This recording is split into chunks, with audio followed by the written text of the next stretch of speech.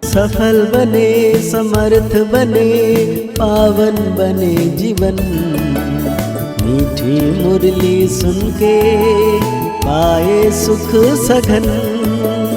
आज का चिंतन, आज का चिंतन। ओम शांति। Good morning. अव्यक्त बाप दादा जो हम बच्चे को संपूर्ण फरिश्ता बनाकर फिर नई दुनिया में देवता जीवन देते हैं, तो आज बाप दादा कह रहे हैं परमात्मा प्राप्तियों से संपन्न आत्मा की निशानी हॉलीएस्ट, हाईएस्ट और रिचेस्ट। आज विश्व परिवर्तक बाप दादा अपने साथी बच्चों से मिलने आए हैं। हर एक बच्चे के मस्तक में 3 परमात्मा विशेष प्राप्तियां देख रहे हैं। एक है हॉलीएस्ट, दूसरा है हाईएस्ट और तीसरा है रिचेस्ट। इस ज्ञान का फाउंडेशन ही है हॉली अर्थात पवित्र बनना। तो हर एक बच्चा हॉलीएस्ट है। पवित्रता सिर्फ ब्रह्मचर्य नहीं, लेकिन मन, वाणी, कर्म, संबंध, संपर्क में पवित्रता। अब देखो, आप परमात्मा, ब्राह्मण आत्माएं, आदि, मध्य, अंत तीनों ही काल में हॉलीएस्ट रहती हो। पहले आत्मा जब परमधाम में रहते हो तो वहाँ हॉलीएस्ट हो। फिर जब आदि में आते हो तो आदि काल में भी देवता रूप में हॉलीएस्ट आत्मा रहे। हॉलीएस्ट अर्थात पवित्र आत्मा की विशेषता है प्रवृत्ति में रहते संपूर्ण पवित्र रहना।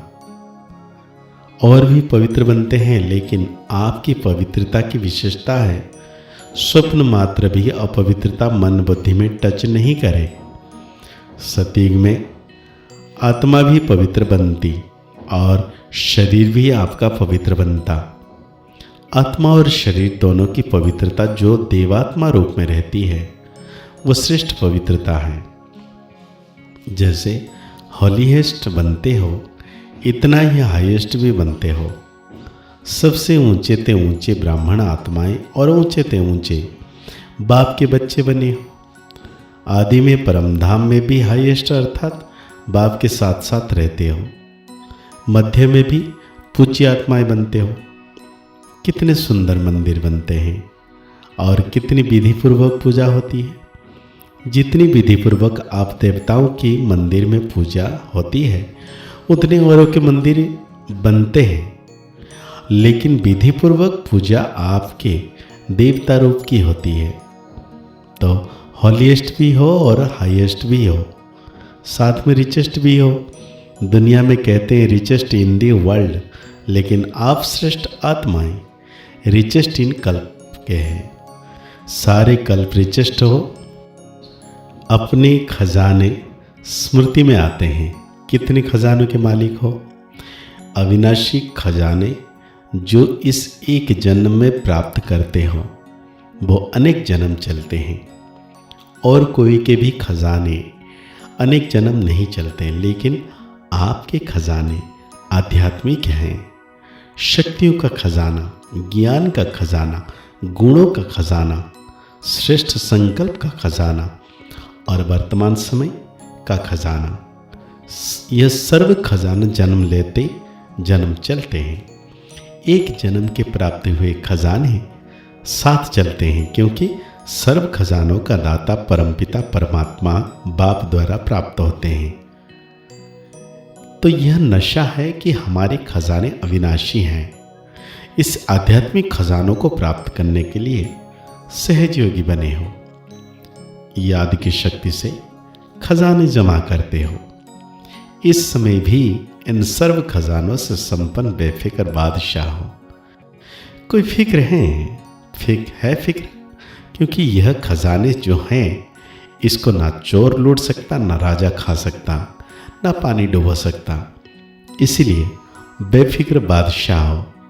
तो यह खजाने सदा स्मृति में रहता है ना। और याद भी सहज क्यों है? क्योंकि सबसे ज़्यादा याद का आधार होता है एक संबंध और दूसरा प्राप्ति। जितना प्यारा संबंध होता है उतनी याद स्वतः आती है, क्योंकि संबंध में स्नेह होता है और जहाँ स्नेह होता है तो स्नेह की याद कितना मुश्किल नहीं होता।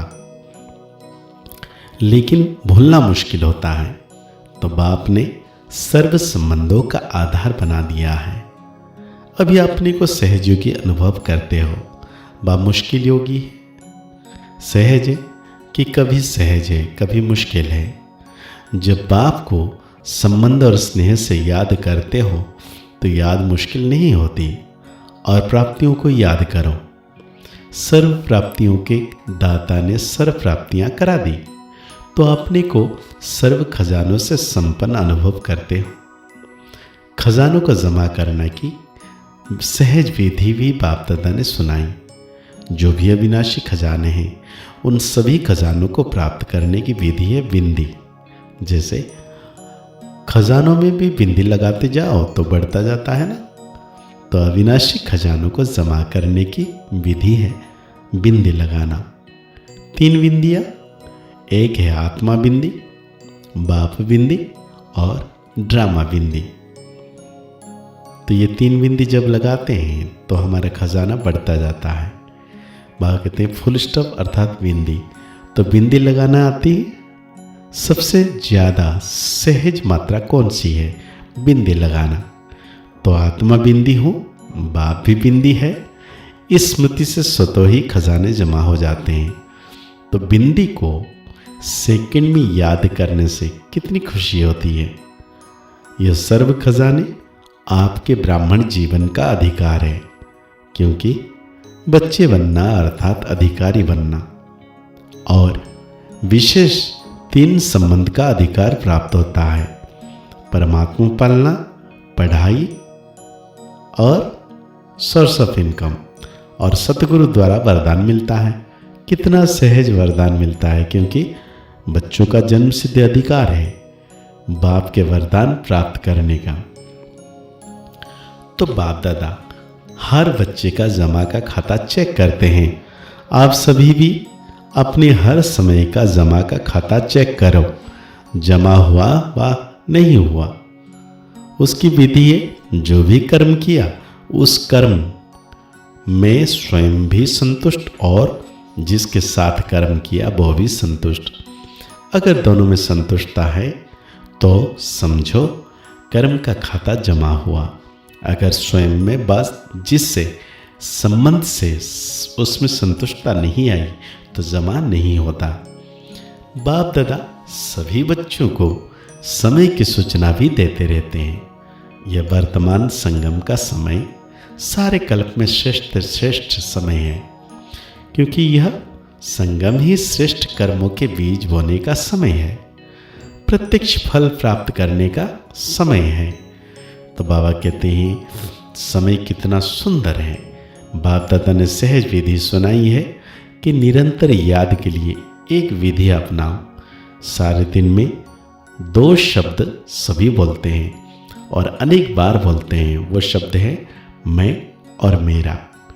तो जब मैं शब्द बोलते हो तो बाप ने परिचय दे दिया कि मैं आत्मा हूं। तो जब भी मैं शब्द बोलते हो तो यह याद करो कि मैं आत्मा हूं। अकेला मैं नहीं सोचो, मैं आत्मा हूं। यह साथ में सोचो, क्योंकि आप तो जानते हो ना कि मैं श्रेष्ठ आत्मा हूं। परमात्मा पालने के अंदर रहने वाली मैं आत्मा हूं। और जब मेरा शब्द बोलते हो तो मेरा कौन? मेरा बाबा अर्थात बाप परमात्मा। तो जब भी मैं और मेरा शब्द कहते हो उस समय एडिशन करो, मैं आत्मा और मेरा बाबा। जितना बाप में मेरापन लाएंगे उतना याद सहज होती जाएगी, क्योंकि मेरा कभी भूलता नहीं है। सारे दिन में देखो मेरा ही याद आता है।